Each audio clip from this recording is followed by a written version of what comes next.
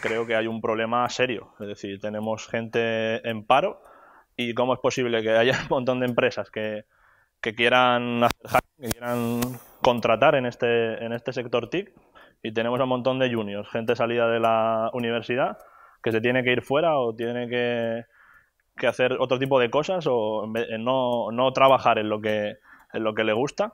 Entonces, para mí hay un problema ahí entre lo que es la oferta y lo que es la demanda. Y un claro ejemplo es el de Microsoft España. Tienen un problema grave, dice que no son capaces de cubrir la necesidad de contratar a técnicos, y ya no valoramos si son técnicos buenos o técnicos malos, simplemente que no encuentran a ese perfil.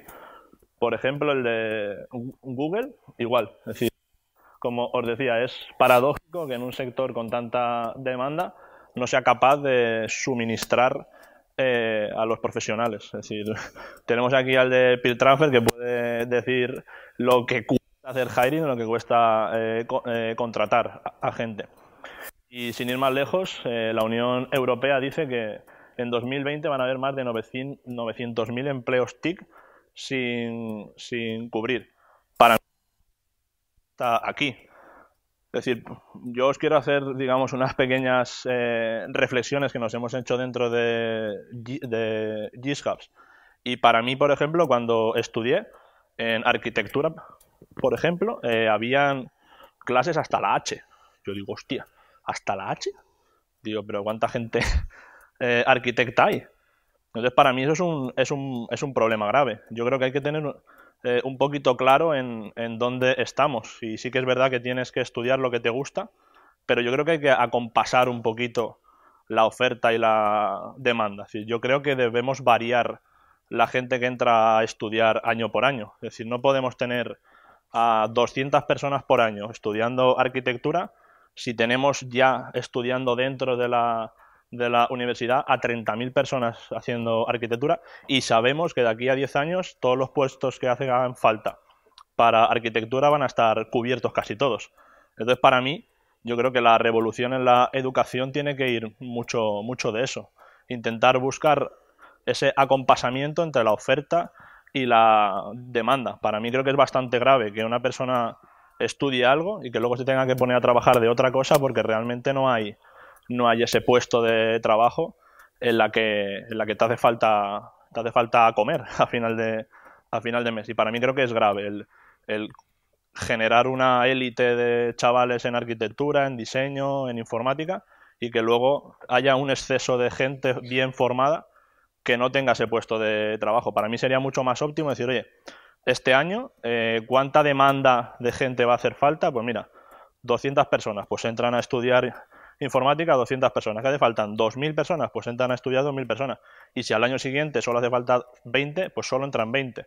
Pero yo creo que ahí debemos reflexionar un poco sobre qué hay que hacer, porque al final es verdad que la gente se va y las oportunidades en España cuestan, pero, por ejemplo, en el sector TIC, ¿por qué no incentivamos que la gente estudie dentro de ingeniería industrial, informática, teleco, donde sí que tenemos puestos de trabajo? Y ¿por qué no decir a la gente de arquitectura, de diseño o de canales, puertos y caminos, que hoy en día cuántos canales, cuántos puertos se hacen? Yo creo que pocos. Entonces, para mí una reflexión importante sería adecuar esa oferta y esa demanda.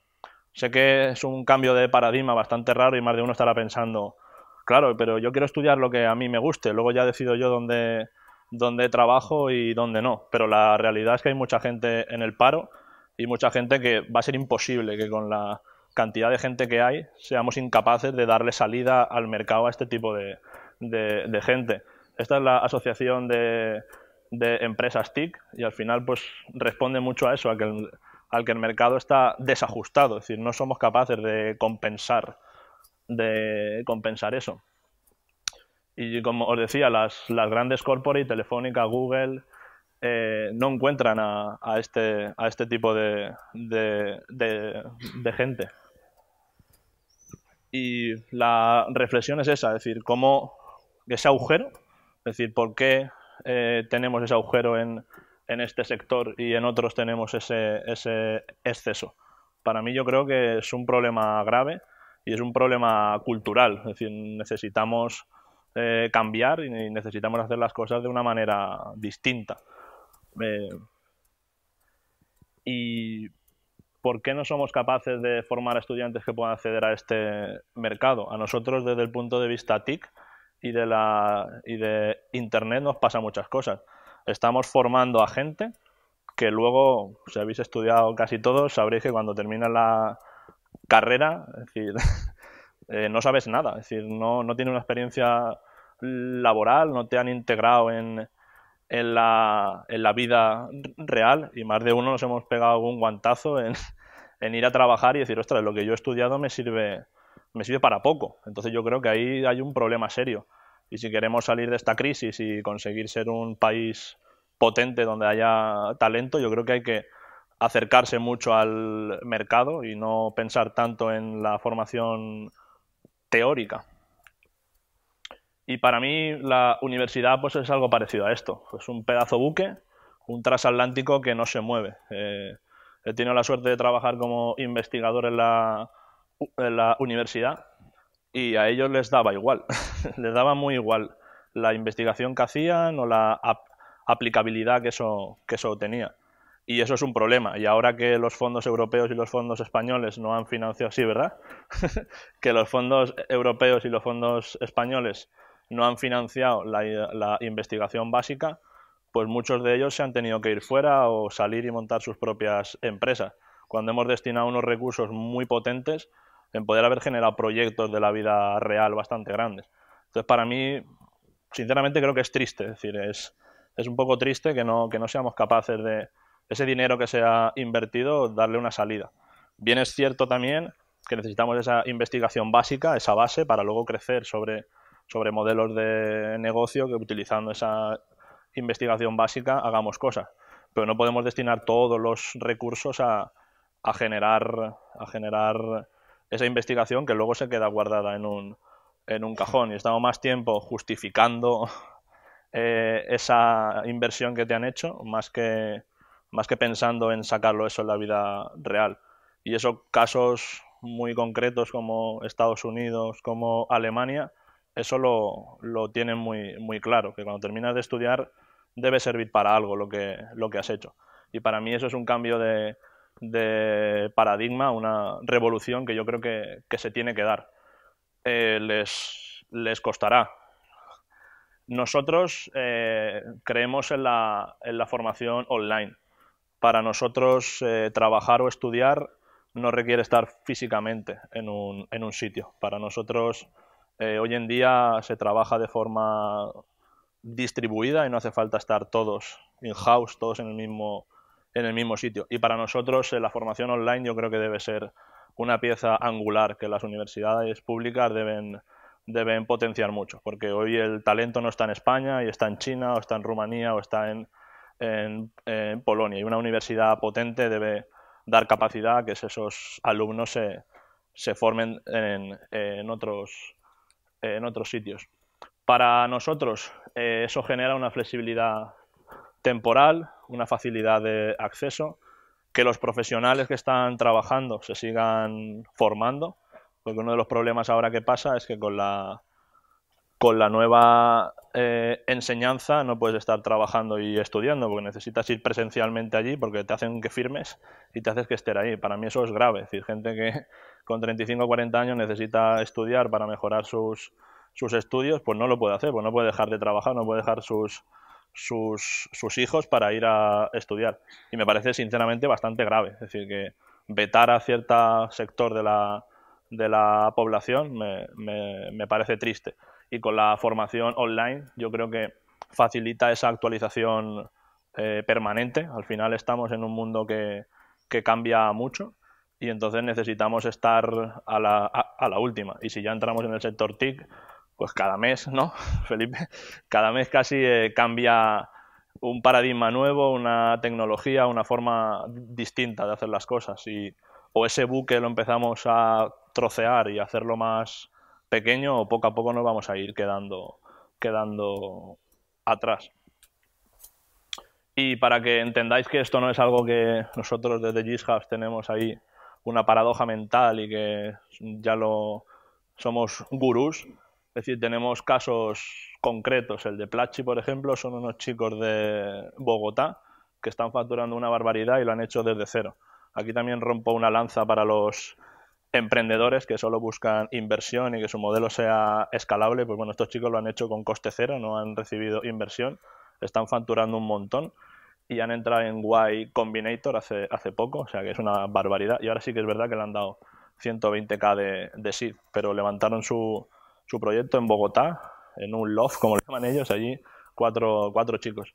Y por ejemplo, Code School la han vendido hasta hace 2015, hace poco, y trabajan esa formación online. Tienen formación en un montón de skills, un montón de habilidades para técnicos, y esto refleja al final que la formación online, tanto para el sector de las tecnologías como para otro, yo creo que es un paradigma en el que siempre hemos tirado un poquito hacia atrás, o piedras en el que yo, si no es presencial y no va el profesor, a mí no me gusta. Yo creo que ese paradigma también se debe romper. Yo creo que importa poco el espacio físico, importa mucho el profesor o la persona que está ahí dentro. Para nosotros, que la oficina sea bonita o que la Universidad Politécnica o la Universidad de Madrid sean preciosas, creo que importa poco si el continente que hay dentro no tiene el valor suficiente. Y por desgracia el valor no está en España, o está en España y en 3 países más. Entonces,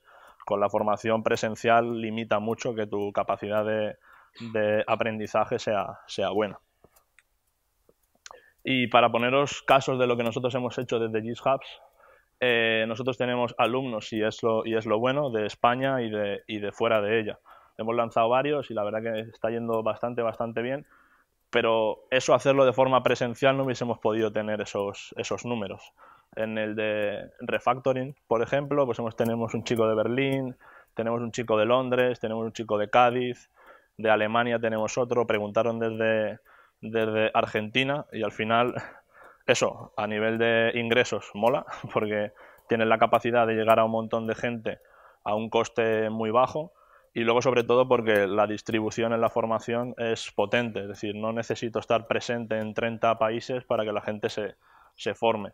Y yo creo que ya centrados en la parte tecnológica o en la parte de negocio o en la parte de marketing, yo creo que ahí debemos reflexionar en qué formación y sobre todo ser exigentes, y creo que eso es una cosa que nos falta. Es decir, el juzgar ya no tanto el contenido y del programa, sino llamar al profesor, preguntarle qué es lo que va a dar y preguntarle cómo lo va a hacer. Creo que esa necesidad de saber quién te forma y cómo te forma, no solo porque pongan el cuño de una universidad o el cuño de GitHub Academy o el cuño de Platzi, yo creo que tenemos que tener la proactividad de preguntar a ese tío quién es y ver si la formación va a ser buena. Pues yo creo que ahí radica mucho de, bueno, titulitis, que eso nos suele gustar mucho, y no me fijo en el contenido que hay dentro. Yo creo que ahí también radica uno de los problemas de la formación, o de esa falta de encontrar trabajo, esa falta de proactividad en saber cómo me quiero formar. Yo creo que también es un reto. Y bueno, para que tengáis algún ejemplo, pues eso, intentamos buscar profesores que estén top en cada una de las líneas. Xavi Gos, Pedro Piñera, Pedro, Diego. Por ejemplo, Pedro trabaja con 8Fit, que es una startup del exfundador de Teambox, que es una que ha fundado en Barcelona y es bastante potente. Y este chaval es de Murcia, estudió en Valencia y está trabajando en una startup potente.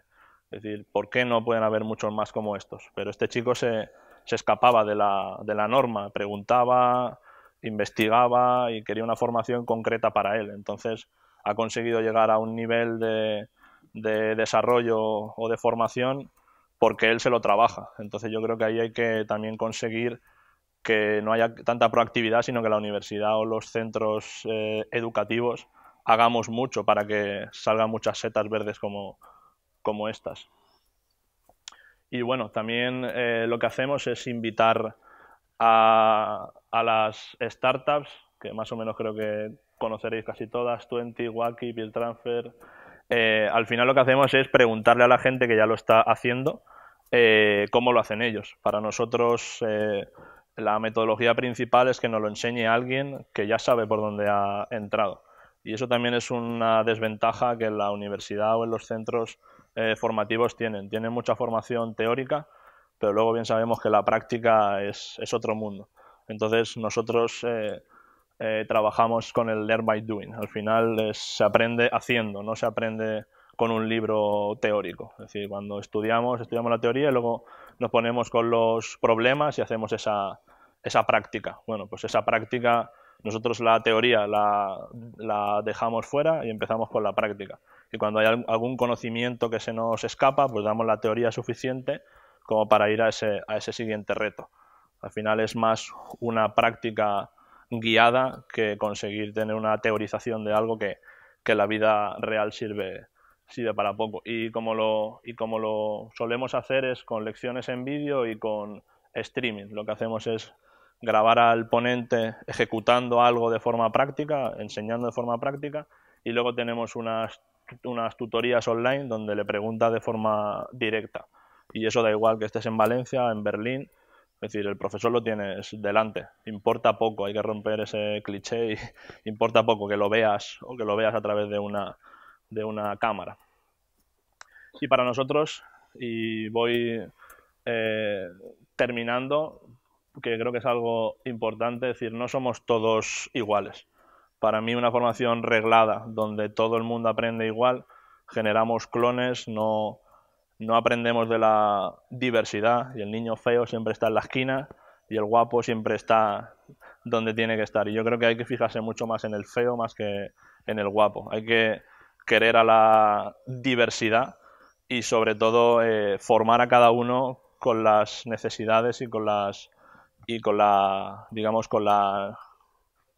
productividad que cada uno tiene. Es decir, al final cada uno su nivel de formación es distinta y hay que adaptar esa formación a cada uno de ellos. Y para mí es importante no generar clones. Es decir, hay casos bastante claros donde una chica que en su clase era muy mala, luego ha sido una chica de danza espectacular. Pues entonces eso es una reflexión también importante. Es decir, no todos sabemos matemática ni todos sabemos física. Las habilidades que no están regladas también son habilidades potentes y yo creo que hay que trabajar también con ellas. Y para mí ya no es una revolución, sino es una evolución. Es decir, necesitamos cambiar ese paradigma y yo creo que la clave está en ese autoaprendizaje guiado. Para mí es importante que le ayudemos en las fases iniciales para que la gente se inicie en esa formación que ellos quieren y cuando justamente están en un problema o en un bache en su formación, asistirles y conseguir que la formación lo que haga es aprendizaje automático y no, digamos, hacer una formación reglada en la que al final unos cuantos adquieren los conocimientos y el resto, los de arriba y los de abajo, no tienen esa formación. Para mí es mucho más importante que cada uno vaya a su ritmo, pero que cada uno vaya aprendiendo, no que toda la clase llegue y solo vayan 4 que hayan conseguido aprender. Para mí esa distribución de la formación y esa formación online, para mí creo que es la clave. Y por mi parte, poco más. ¿Preguntas, dudas?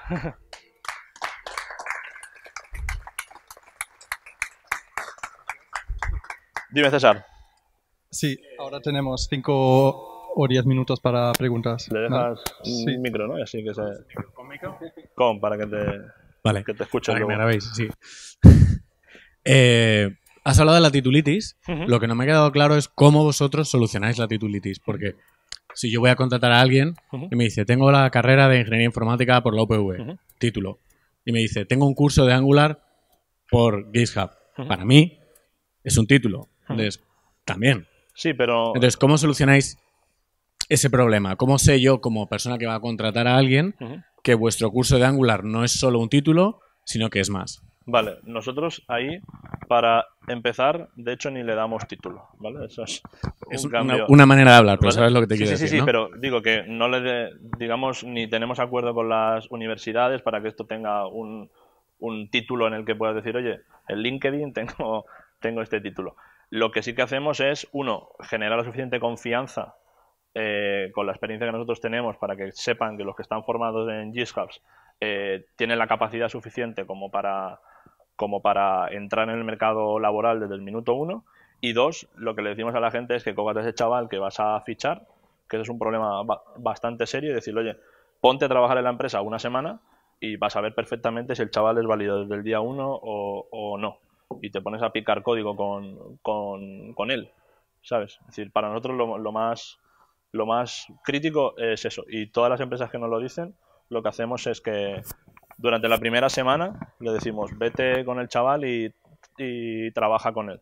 Porque ahí genera otra reflexión bastante grande, que es la forma en la que reclutamos a la gente. Es decir, tenemos a la persona de recursos humanos, que de recursos humanos sabe mucho, pero de lo que está fichando sabe poco. Entonces, juzgar a una persona por las capacidades o las habilidades que no son técnicas, a lo mejor las sociales, el de recursos humanos sí que es capaz de saber si no está loco, pero no es capaz de saber si técnicamente es bueno. Entonces, para nosotros, si Twenty y alguna empresa potente lo hace, si tiene un hiring muy potente y tiene 5 o 6 fases, y la última es picar código con alguien que está allí dentro. Y para mí eso genera que la confianza con el empleado lo consigas hacer bien. Enlazando con lo que comentabas justamente antes, yo creo que también uno de los problemas es que nos hemos planteado, bueno, cuando contratan, preguntan, este título es de la universidad, es de no sé dónde. Es un poco el preguntar el clásico, ¿y tú de quién eres? ¿No? Sí, por lo que he visto, por ejemplo, en Silicon Valley, en San Francisco y demás, suelen preguntar más qué has hecho. Entonces, yo creo que una de las formas de solucionar la titulitis, en lo que podéis ayudar mucho, es que lo que he visto que hacías énfasis en poner cosas en práctica, si puede ser poner cosas en práctica en proyectos reales, en proyectos, por ejemplo, hay proyectos open source que están encantados de que la gente participe. Correcto. Eso permite que los alumnos hagan algo y tengan algo que mostrar, que va a ser más convincente que un título, y dos, que se convenzan de que pueden hacer cosas a alto nivel, porque también conozco casos de gente de aquí que ha ido y está trabajando en San Francisco y una de las cosas que te comentan es decir, bueno, pues no estamos tan mal preparados, ¿no? Llegas ahí y no están haciendo otro tipo de desarrollo, no están haciendo otro tipo, falta un poco romper esa barrera de que son capaces. Yo creo que esas dos cosas ayudarían. Sí, estoy de acuerdo contigo, Pau. Y es verdad, ¿eh? Es decir, nosotros que conocemos a gente que está trabajando en San Francisco, en Boston, que por desgracia no hay tantos como chinos, como hindús, etcétera. El problema principal es que aquí en España te dicen, dame el currículum y tráemelo en papel. Yo cuando voy a un sitio y me dicen, dame el currículum, tráemelo en papel, digo, mire, no voy, ¿sabes? Digo, yo tengo mi LinkedIn donde está ahí todo y usted lo quiere ver, entre. No, que necesito el papel. Digo, mire, no voy a trabajar. Y de hecho, como tú bien sabes, en Estados Unidos el currículum ni se lo miran. Te piden la cuenta de GitHub, que es ese repositorio de código donde están esos ejemplos que tú dices, y miran el código. Claro, ese cambio de paradigma a los que estamos aquí nos choca mucho, pero la realidad es esa, que están más preparados en la práctica que en la teoría. Pierden menos tiempo en preguntar si el chaval está loco y más en ver si técnicamente el chaval es bueno. Y también me quedo lo de que la última parte de nuestra formación tenga formación en algo práctico y que se quede en GitHub y justamente para ayudar eso me lo dejo puesto. ¿Alguna pregunta ¿Alguien más? más?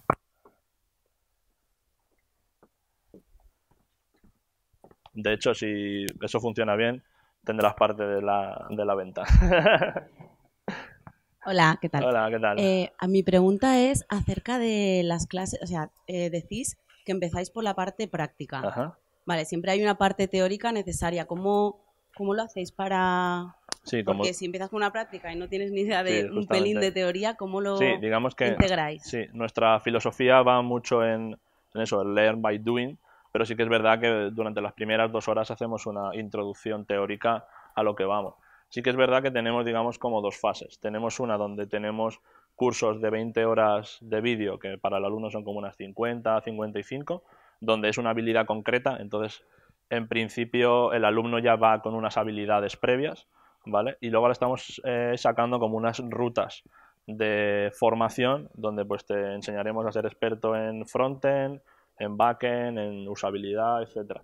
Entonces es ahí donde sí que como los niveles nos vienen cada uno entre comillas de su padre y de su madre, sí que tendremos que hacer una nivelación. Entonces eso sí que lo hacemos de forma teórica, pero ya te digo, dedicamos 2-3 horas, dedicamos una sesión de teoría y mucha práctica. Sí, digamos, lo que hacemos sobre todo es que si consideramos que de forma práctica hay algún concepto teórico que no está claro, introducimos el concepto teórico y luego vamos a la práctica, pero no estamos 3 horas hablando y la gente ve lo que hacemos. De hecho, los profesores, todos, y si no, no entran a dar clase, están escribiendo código. Aprendes de lo que ellos hacen. Es decir, tú estás viendo cómo pican ese código. Y si hay algún momento en el que el grado de dificultad aumenta mucho, como tú bien dices, paramos y damos durante 10 minutos esa formación para que entiendan por qué se hace esto. Pero ya te digo, es más 80-90% práctico y 20% teórico. Y eso justamente es lo que las universidades o los centros de formación justamente es al revés. 80% teórico y 20% práctico. Y otra cosa que has dicho al principio sobre lo de limitar la entrada a ciertas formaciones o ciertos títulos universitarios. Ahí no estoy muy de acuerdo porque al final estás poniendo límites. Era para generar claro, entonces ¿qué ocurre? Luego. Que a lo mejor lo que habría que cambiar es un poco el paradigma o el cómo hacerlo. Tú puedes estudiar eso, pero de ahí abrir más opciones en cuanto a ti o a lo que sea. Ahí sí que difiero porque cortarte, ¿no? Las ganas de estudiar algo no me parece. Yo que estoy aquí en el coaching. Dicho para eso, sí. Al final, ya te digo, es una... Me parece que dices, vale, hasta aquí. ¿Por qué? Es una gente que quiere reflexión un poquito personal, pero al final vamos en el que de forma, digamos, más financiera o más de rivalidad, piénsalo bien. Es decir, si tenemos en arquitectura, yo es que tengo bastantes... amigos que han hecho yo he trabajado en una ingeniería arquitectura técnica y mi facultad de informática estaba pegada con ellos. Entonces yo no podía entender de que hubiesen clases hasta la H. Y ustedes que de la A hasta la H hay unas cuantas clases y por cada clase habían como unos 200 chicos. Entonces eso, cuando estoy estudiando son amigos, pero cuando salen son rivales todos. Entonces, claro, haces una legión de 2000 personas y no hay trabajo para tanto. Yo también no hablaría de rivalidad ni de competencia, yo al final hablaría de cooperación, que a lo mejor por eso puedes hacer otras cosas. Sí, pero al final cuando hay que contratar a uno, solo contratan a uno y pasan 20. Pero no solo es trabajar para una empresa, sino que puedes montar algo tú. Sí, o sea, es un poco abrir a otras ideas, a otros... Sí, estoy totalmente de acuerdo contigo. Lo que sí que no estoy de acuerdo es que por año entren 200 personas. Es decir, yo creo que es mucho más inteligente que si no han salido... Digamos que esto en informática sería muy fácil. Es una cola, ¿no? Pero finalmente tú tienes una capacidad de 200 personas, cuando salga uno, entra otro. Pero es poco inteligente formar a 30.000 personas en algo que no hay necesidad en el mercado. No sé cuál es la fórmula, ¿vale? Es complicado. El que no entren... Porque claro, cuando tú tienes una ilusión, cuando eres pequeño, con 18, 19 años, que te digan que no puedes estudiar informática, no puedes estudiar teleco, es una pena que te digan, pues yo quiero estudiar esto, ya me busco yo luego la vida. Claro. Pero sí que intentar fluctuar entre la oferta y la demanda, porque si no al final generas juguetes rotos. Y al final, por mucho que tú quieras trabajar, no vas a tener la oferta para poder trabajar. Entonces, no sé cuál Bueno, es, este debate se podría Por eso durar te digo, eternamente. pero lo he soltado ahí también Gracias. a ti. ¿Alguien más?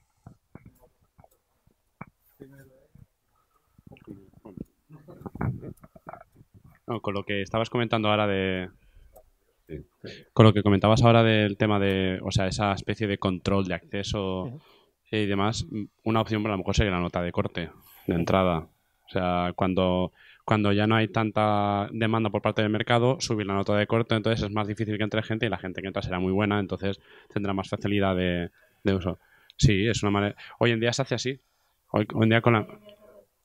Entonces, es una manera. En el sentido de que si tú quieres entrar, puedes entrar, pero te lo tienes que currar más. O sea, no te están negando la entrada, te están diciendo, pues mira, es más competitivo el mercado en este sentido, y entonces como es más competitivo tanto en el mercado, pues también es competitivo en la universidad y tienes más dificultad de entrar. Sería una opción. Ya te Así. digo, para mí la solución es complicada, porque generas en la parte humana y social y la realidad que es otra. Pero yo sí que por lo menos le daría una vuelta, porque decir, no luego- puede ser que hayan 30.000 profesionales y que luego no tengan trabajo. Pero luego ahí tengo una reflexión que es, o sea, muchos de nosotros, yo me incluyo, ¿tú has estudiado? Informática. Informática, vale. Como había escuchado antes algo de arquitectura, me había confundido, me había sorprendido. Pero conozco mucha gente que se ha reciclado. Y entonces, ahora, por ejemplo, yo soy arquitecto y de arquitectura no estoy haciendo nada. Pero todo lo que he estudiado me está sirviendo. Y mucho. Lo que pasa es que no lo estoy aplicando exactamente. O sea, por ejemplo, la composición del cemento no la estoy usando ahora, pero estoy usando otras cosas. Entonces, no veo tampoco tan malo el hecho de que alguien se pueda formar en una cosa y luego se vaya a otro campo, porque esa especie de formación cruzada permite también mucha innovación. Ahí lo bueno sería que en otros países sí que lo hacen, que durante los primeros 2 o 3 años la formación es la misma para todos. Entonces tú estás cogiendo las habilidades sociales, las habilidades de hablar en público, las habilidades emprendedoras y un sinfín más, en el que da igual que seas arquitecto, que seas informático, que seas industrial. Y luego los últimos 2 años sí que te especializas en la rama concreta. Entonces ahí sí que sería un buen aprovechamiento de tu tiempo. Claro, es que esa justo la otra cosa que quería preguntarte, porque es justo desde hace unos años a esta parte, ya hace unos, no sé, 10 años o así, cada vez es más difícil que sea generalista la formación, porque hemos llegado a un nivel de avance tecnológico tan alto que te tienes que enfocar ya mucho desde el principio en lo que vas a estudiar, porque es que si no estás estudiando cosas muy generales y no te da tiempo a llegar a lo que tienes que realmente aprender si te quieres especializar en un campo. Entonces, claro, precisamente esa base generalista luego a lo mejor te obliga a estar, después de esa base de 2 o 3 años, estar 5 o 6 años más. Entonces, eso también es complicado un poco. Hombre, yo por ejemplo, y creo que lo hacen así, por lo menos hasta hace 4 o 5 años, en Francia hacen algo así. Ellos tienen como unos colegios mayores o algo así, que no sé bien cómo le llaman allí. Y ellos, lo normal es que si están viviendo en Toulouse, a lo mejor se van a estudiar a París. Es decir, hay unos colegios mayores que no sé ahora bien cómo se llaman y hacen algo parecido a lo que te digo. Es decir, durante los 2 primeros años, de hecho creo que ellos hacen los 2 primeros años, luego hacen 3 años, se van a la empresa y luego vuelven y hacen la especialidad, lo que yo estudiaba cuando que era quinto. Que decías, ahora me especializo en inteligencia artificial o en sistemas o en lo que sea.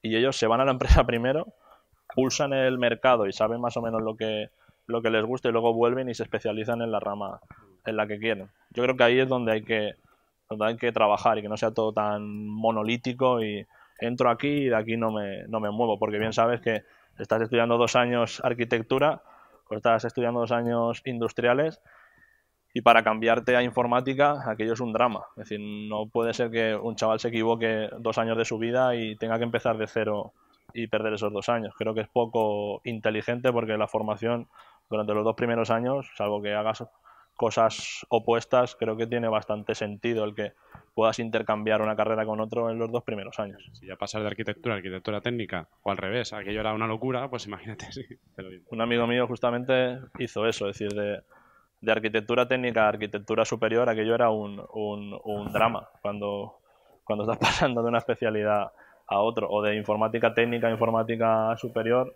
era más fácil, pero aún así tenías que convalidar y hacer 3 asignaturas de no sé qué, cuando tiene poco sentido, por lo menos desde un punto de vista teórico es raro, pero bueno. Hola, ¿qué tal? Y la última pregunta. Enhorabuena por la presentación y por el coraje de empezar una escuela online. Yo soy profesora de Marketing Management en la Facultad de Economía, Universidad Católica de Valencia, y perdona la falta de modestia, pero sí que soy una profesora que está revolucionando las asignaturas. Yo quería comentar un poco que hay otro lado de este problema. No es solo la universidad, y el profesor también es el alumno. Porque yo empiezo las clases, vale, ¿cuál es tu pasión? Primera clase, en mi clase yo soy Andrea y digo mis pasiones en ¿cuál es tu pasión? Tu nombre y tu pasión. Y se quedan salir de fiesta, compras, y luego durante el año, todo el año, oigo algo, Andrea, ¿cómo te gustan las preguntas? Andrea, es que vienen ya montados de sentarse 2 horas, apuntar algo. Sí. Y de irse. Vienen así. Es muy difícil para nosotros cambiar el chip. No, lo siento, en mis clases vosotros habláis. Yo no hago monólogo aquí, yo no vengo para esto. Sí. Es muy difícil. Sí, por ejemplo... En tu caso, claro, es más fácil porque ya hay una entrada, una barrera de entrada, es decir, la pasión, vienes por aprender IT y todo esto, pero las mías... Nosotros tenemos ¿Qué piensas del joven alumno de ahora? Nosotros tenemos de todo, ¿eh? Es decir, hay algunos que los tienes que empujar para que ves que todos siguen las clases bien y en la plataforma hay 3 o 4 que van un poco detrás y tienes que ir detrás de ellos, digamos como un rebaño para que vayan todos en la misma onda. Pero sí, pero eso ya creo ya no es tanto formación, sino creo que es más cultura. O sea, al final es... abrirte de mente. Nosotros en ese tipo de cosas justamente ahora estamos dando un curso de electrónica, de robótica y impresión 3D para niños de 8 a 15 años. Pues nosotros nos hemos sorprendido de los flipados que están. Es decir, te voy a poner un caso que nos quedamos flipados. Un niño, el primer día solo, le damos como un kit. Es un kit de papel que tú lo ves y dices, materialmente esto no vale nada. Es una caja de plástico que la abres y tienen ahí chips donde luego en clase lo montan. Pues cuando llegó a su casa, iba con él bajo el brazo. Y se fueron a Mercadona a comprar Colacao y el niño iba con el Y el padre le dice, hombre, hijo mío, deja el cacharro ese que vamos a Mercadona. Y ese tipo de gente, esa pasión, lo tienen unos pocos. Es decir, no todo el mundo tiene esas ganas o esa pasión. Pero sí que es verdad que yo creo que menos formación y es mucho más cultura. Yo creo que al final es que la gente se mueva mucho más, pero eso ya no creo que sea tanto la formación, sino lo que vives en tu casa o lo que tu entorno te hace. Es decir, siempre ponemos el mismo caso, que los niños en Estados Unidos venden limonada en la calle. Pues yo en mi caso trabajaba, le ayudaba a mis padres en la tienda cuando tenía 7 años. Yo era un mocoso allí sentado en la tienda y no hacía nada, pero a la gente le hacía gracia. Pero quieras o no, esa es una chispa en la que te hace que te muevas. Entonces yo creo que ahí es donde más una cultura de casa, una cultura de querer hacer algo, más que vivir de lo que pase. Pero eso ya creo que es más cultural, más que luego formación. Pero estoy muy, muy de acuerdo contigo. Muy bien, muchísimas gracias. ¿Le damos otro aplauso o qué?